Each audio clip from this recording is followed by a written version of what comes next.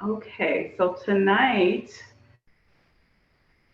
we're talking about AAC Assessment. I'm going to share my slides here.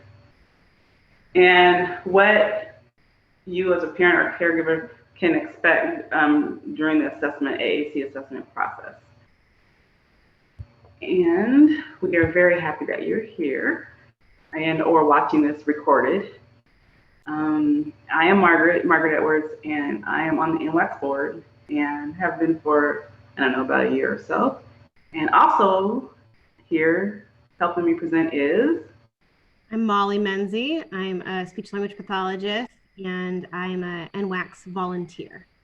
And I have been for about a year as well. Yes, and so together we're here to talk to you a little bit about what to expect during an AAC assessment. First, a little bit about NWACS. NWACS stands for Northwest Augmentative Communication Society. We are in the Pacific Northwest, state of Washington, and it's been in existence since the 70s, and so it is actually one of the longest running organizations that supports people with complex communication needs in the Northwest. There's an annual conference that you can find on the website, the exact dates and who the presenter will be this year, and we are run by volunteers, and we are here to serve you. So anything that you need or for AAC or questions you might have, just run over to the website and let us know. So what is an AAC assessment? If you just think for a moment, like, what do you think it is? Like, what comes to mind? What, as a parent or caregiver, would you expect before you go to that appointment? What kind of things do you think will happen that you will see, or what they do with your child?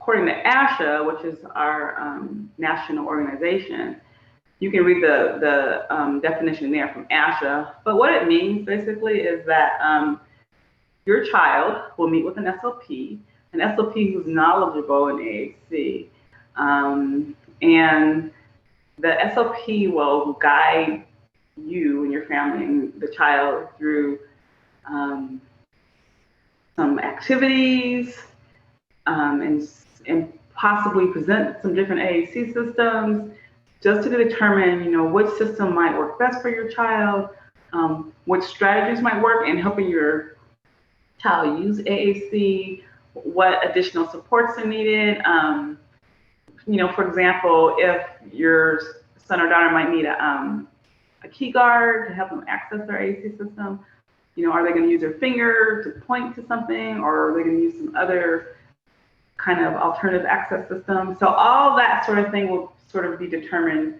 at some point during the AAC assessment. And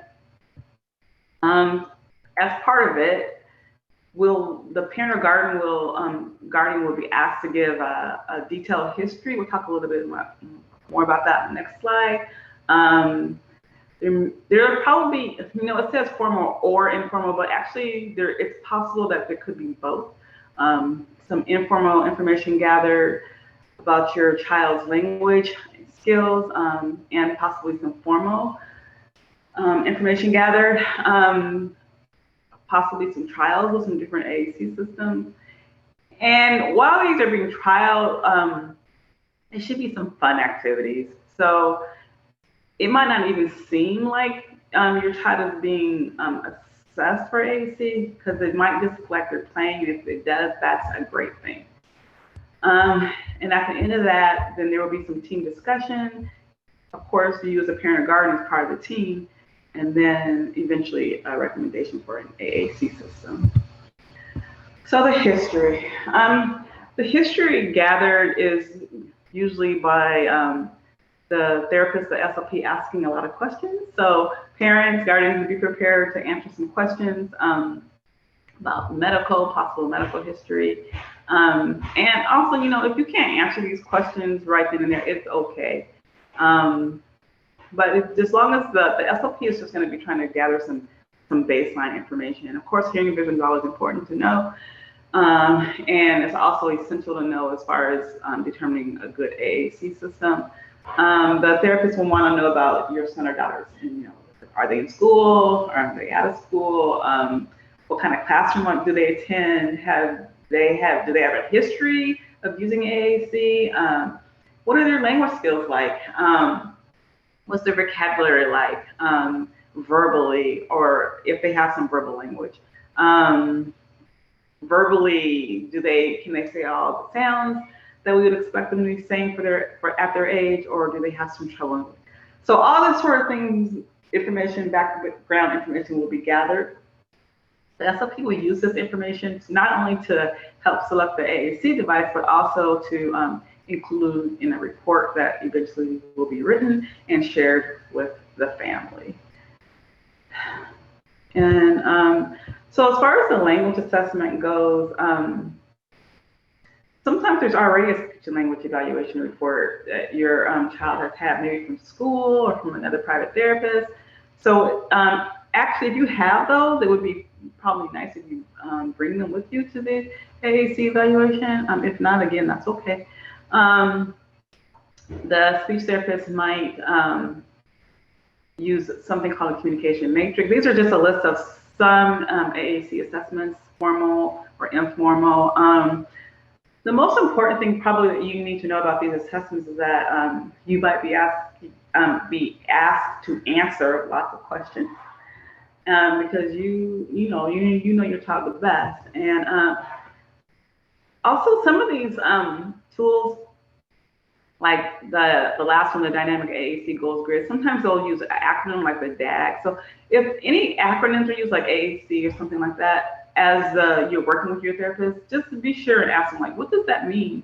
And for any of these tools, you can also ask them, you know, can I like be present while you're using these tools? And you can also ask them, like, what information did you gather that's going to help you determine which AAC? Just, you don't have to know exactly everything about the tool, but just know that you can ask questions about anything you do not know. So one of the tools, the communication matrix, is again questions to be completed by the SLP. It could be the teacher, the parent, everyone together can be working together to answer these questions, just to get a picture of the child's language level skills. You can actually go online as a parent or guardian and look at this tool. The link is there and can answer the questions and can complete it. Once all the questions are answered, it's actually pretty cool because it gives you this this table, this profile, and it's color coded, as you can see there. And so it will tell you like which skills of the questions answered were mastered or ongoing. And it's also a tool that can be used to help determine which goals to work on for AAC. So, so yeah, this is kind of, I guess, somewhat of a commonly used tool. Again, it is online. You can go online and have a look at it, and it gives you this nice grid and tells you different levels. And Molly. So another assessment that may be used during the AAC assessment is an augmentative and alternative communication profile.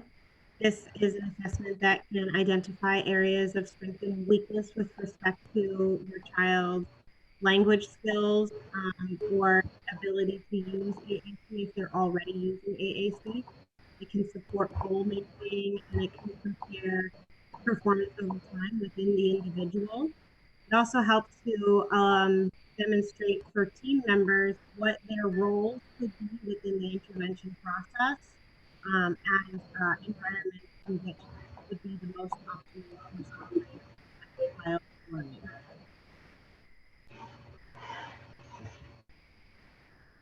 Trialing of AAC support systems.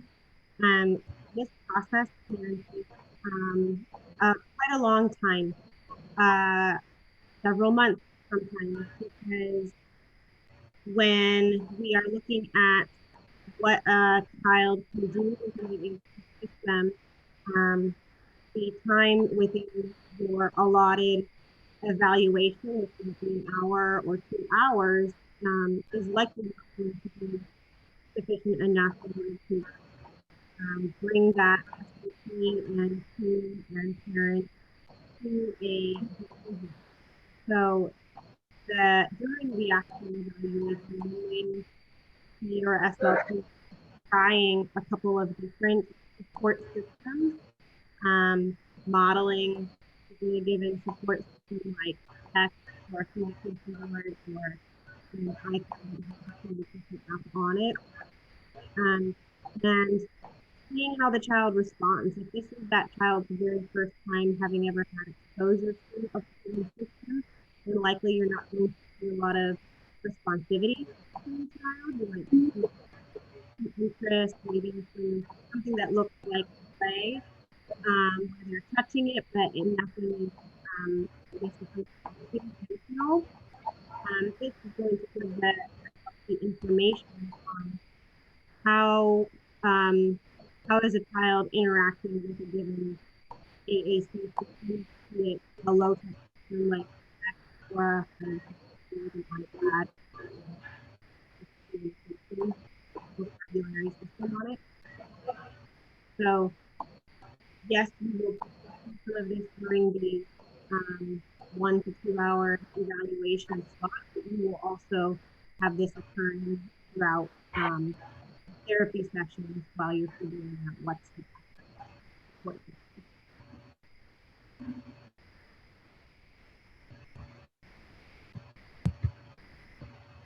So I mentioned a little bit what could be trialed. So we have some low-tech systems like a picture exchange system. You might have a text. You could be trialing a vocabulary board, and there's a variety of vocabulary. It could look like a lot of different things. But basically, it's going to be, an 8 by 10 by 11 animated piece of paper that has a bunch of squares on it with words and pictures, and the child is pointing to them on the paper, or the child is modeling on the paper.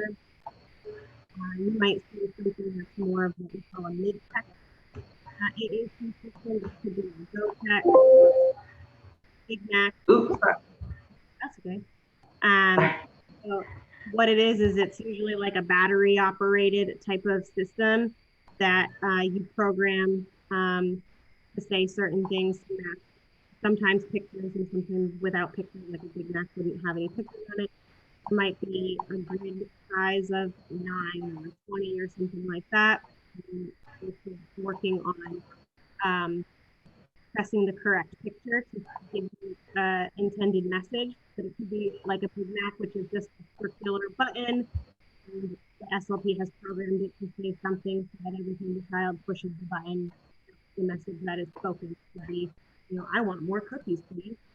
It could be, stop that. And so seeing, is the child able to, how does the child respond to your modeling? Modeling meaning you are showing them what to do by using it in an appropriate way. A high-tech device could be an iPad with an application that is used for communication, or it could be what we call a dedicated speech generating device, which is a device that is used only for communication and does not either does not have the capacity or is not designed to be used for other reasons, the way that an iPad is multifunctional. And so there's a variety of different vocabulary systems that could be used. And during the trialing process, the SLP is going to be looking for, what are the features that support this child's ability to learn how to use language using a high-tech device. Do they respond to a certain type of symbol better? Do they respond to a certain type of vocabulary organization better? Do they respond to a certain grid size better, meaning the number of pictures that are available on the screen? the SLP will be experimenting with hiding vocabulary buttons. So if the vocabulary size on a given screen is 42, but the SLP doesn't think that showing the child 42 buttons at a time is going to allow them to discriminate and use some of those words intentionally, then that SLP may hide a number of those buttons in order to gradually teach and model. So throughout the trialing process, you'll see maybe you have only 5 buttons available at a time in the very beginning, and then over time, as the child might begin to recognize, understand, and learn how to use those words, those symbols, and unhide some of those words to provide them with a more robust, complete vocabulary. When the SLP is trialing these different options, he or she is typically going to be considering or actually trying at least 3 different options in order to meet some of the requirements of your insurance company. And if a speech generating device is going to be the recommended system, then the speech language pathologist also has to rule out low tech options such as picture exchange or vocabulary boards, sign language, even writing, and say why.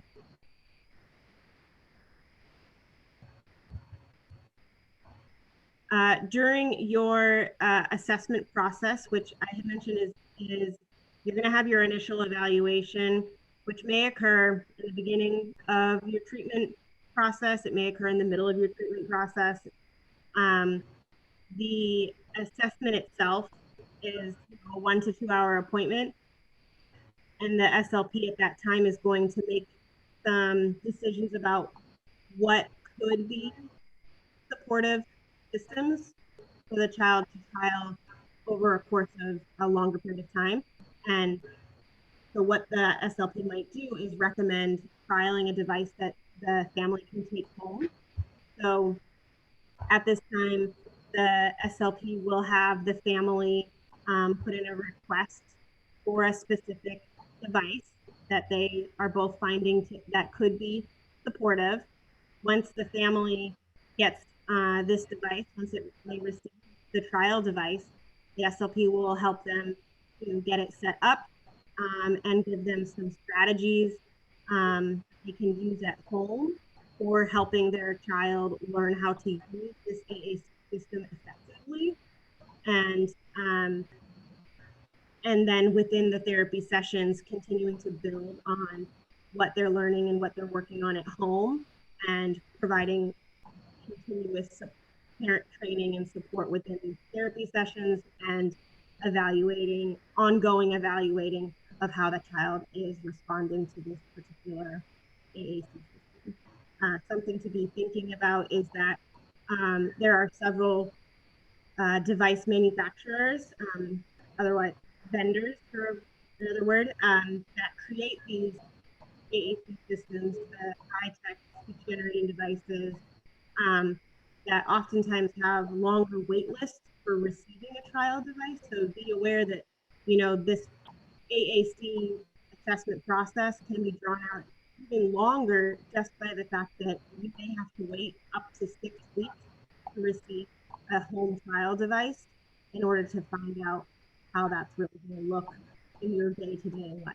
Because I think that just trialing a particular device within the therapy session 1 time a week for an hour is not going to provide the SLP or the family with enough information and confidence that that given system is right for that child.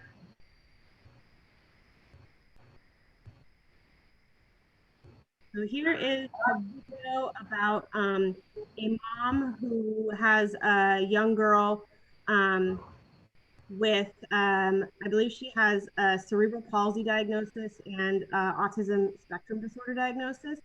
And she has an iPad with Snap Core First, which is a vocabulary system by Tobii Dynavox. And this is actually their personal device there. This is not a trial, but this is kind of an example of what could it look like trying to use a device at home. And so we're just going to get food up. There. Hey, welcome back. So she's going to fast forward to get us to the right spot. Yeah. Here we go. Good shit. So we have Madison's iPad here. It has a SnapCore first by Tony Dynavox, which is really cool because it just has these little buttons. You have something to say, and I'm taking your words, aren't I? This key guard was made by Madison's speech and language pathologist. It's really helpful to guide Madison's fingers to be able to touch the buttons. All right, Maddie. What are we going to do today? We're up in Jackson's room. We're going to have some playtime. Ooh. Yeah. Do you need some help? I can help. You need help. Okay. So the food stuff that I put in, it's in your toy play. Can you find it through there to play cooking? Toy play. Play cooking. There we go. Toy play. Things to make. What are we going to make? I'm a good boy. You I'll put Madison. Okay. We're going to fast forward because there's a little part where mom talks for a few seconds. What do you think we're going to make for Jackson? What should we make? Lunch. You need some lunch. Okay. I'm going to get your food. So we're making lunch. What kind of food do you think that Jackson wants for lunch? Breakfast. He wants breakfast food for lunch. I'm going to be the keeper of the food. Now, what do we need first? What do you think we need first? I don't even know if we have a pot upstairs. Apple. An apple. Okay, let's see if I can find an apple for you. Here we go. Okay. There's your apple. Make applesauce for the baby. Oh, Madison's the chef. She's making the food.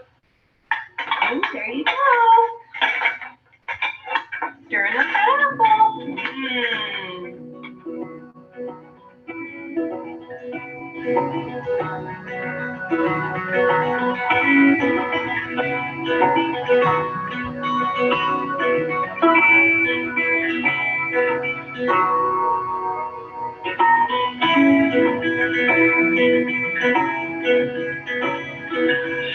Fruit salad. Okay, let's make a fruit salad. Okay? What kind of fruit do you want? What kind of fruit should we put in our fruit salad? Fruit salad. Yeah, we're making fruit salad. That's right.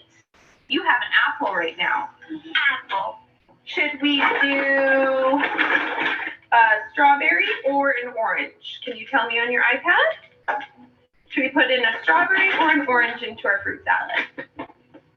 Orange berries. Berries? I don't have berries. Or are you talking about like a strawberry? I think you have a strawberry down here. Strawberries. Strawberries. Strawberry-free fruit salad. Madison, look.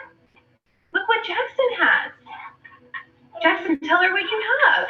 A lemon and a pear. A lemon and a pear. So this just gives you guys a nice example of. Hey, welcome back to our channel. We are a family of O's, and sorry. That's okay. So this just gives you an example of what could it look like trying to use a device at home? What are the expectations? And so what you notice here is that the mother is using verbal language, but also is modeling some of the things that her daughter could say by pushing the buttons, by speaking with the device, and giving her choices and showing her, there was some comments about like, oh, she's trying to find these words. So mom helps her to find the new words that she may have programmed into the device. And this is a great example because it's very play-based. I think that sometimes it can be hard to imagine what is this going to look like at home. And I think this video gives a really nice example of what could this look like at home during a playtime with my child. Okay, so after all is said and done and you've trialed a variety of different AAC systems and you and your SLP and the rest of the team have come to a conclusion that X device is very likely the best device for this child based off of trialing and matching the correct features to what your child needs. Those kinds of features are going to be things like size of the device, weight of the device, how the vocabulary is organized, the size of the icons, and these are all taking into consideration your child's motor planning, their ability to isolate their finger and touch all the buttons at the correct size, their visual abilities and being able to see where everything is. So that's what it means when we're talking about matching the features of a device to your child's needs. So after all of that is said and done and you've picked your device, you have an idea of what it is that you want to request coverage for through your insurance company. The family is going to first make sure that they are aware of what the codes are for speech generating devices and potential accessories. And they're going to double check with their insurance company that it's possible for those to be covered. So when the family calls their insurance company, you're not going to be asking, are you going to cover this? Because they are going to tell you, I don't know. They need to see whether or not the device is medically necessary for your child. What you want to find out is if this device is considered medically necessary for my child, at what percentage will my insurance cover this? That's what you want to know. So then the SLP is going to put together the funding packet, which includes the evaluation report. Your SLP may write an initial evaluation report, and then after all the trialing is done, we'll amend that evaluation report in order to include new information that has been gathered throughout therapy, and put in the justification. Why is it this device that they're choosing? A device selection sheet, authorization of benefits sheets, copies of insurance cards.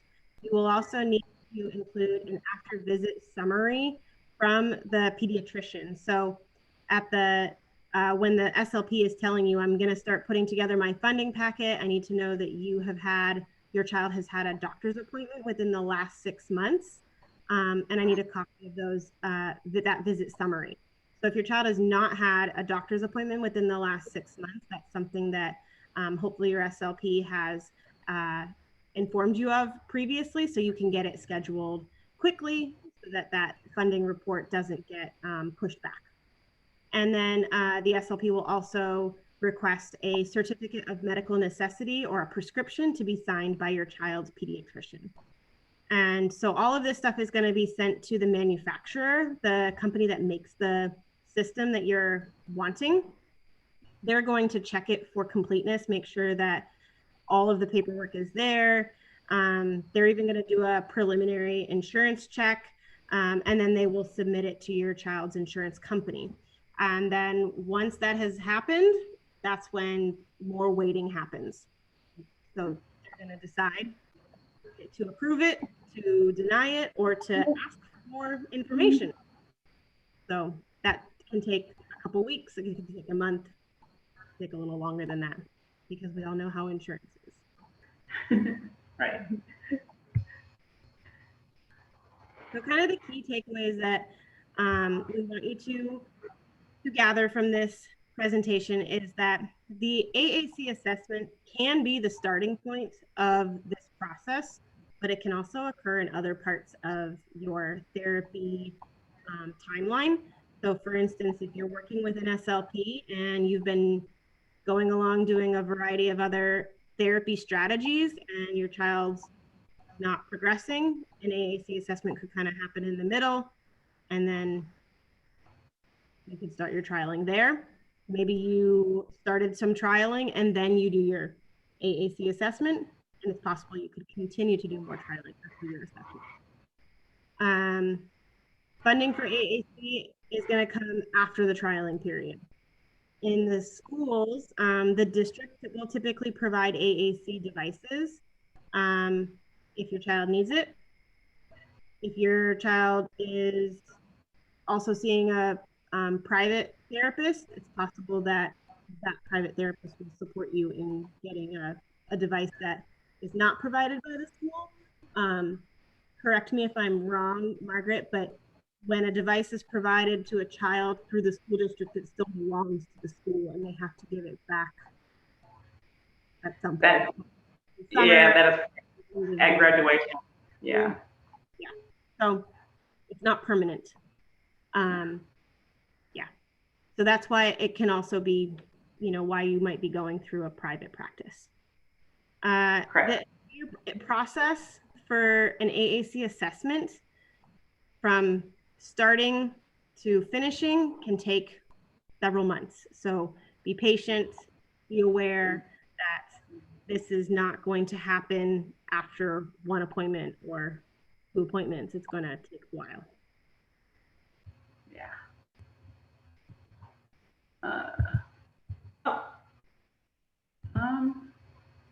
Thought we had one more slide, but okay. I'll stop sharing here. I thought we had one last slide that was thanking you all for being here and watching. And so let us know too if there's any other topics in the future that you want to hear from about. If you have any more questions about the AAC assessment process, you can reach us at info@nwacs.info.